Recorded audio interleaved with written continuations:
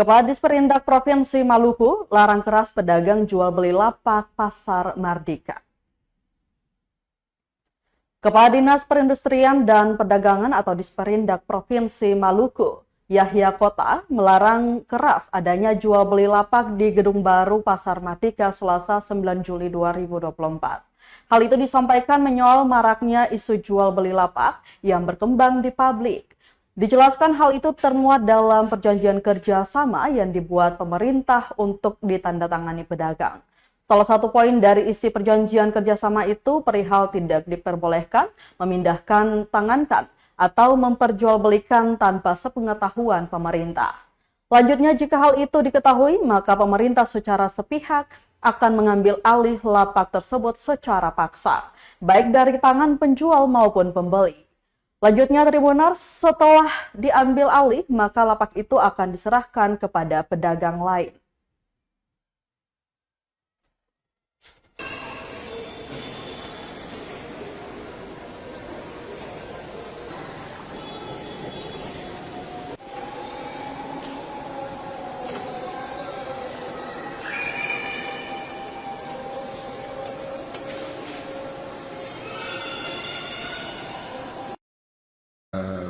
Perjanjian kerjasama yang disiapkan oleh Dinas Perindak mewakili pemerintah Provinsi Maluku kepada pedagang yang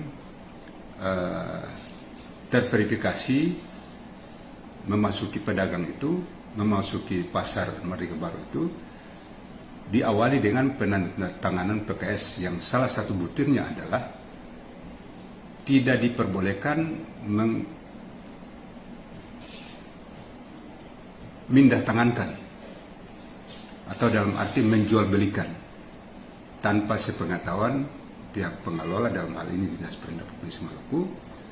Dan apabila itu terjadi, maka secara sepihak pemerintah Provinsi Maluku akan mengambil alih baik itu terhadap penjual maupun kepada pembeli, dan kemudian tempat atau los tersebut akan diberikan kepada pedagang yang sementara ini antre.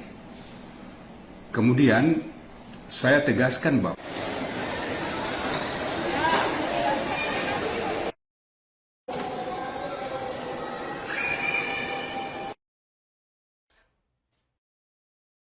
download Tribun X sekarang, menghadirkan lokal menjadi Indonesia.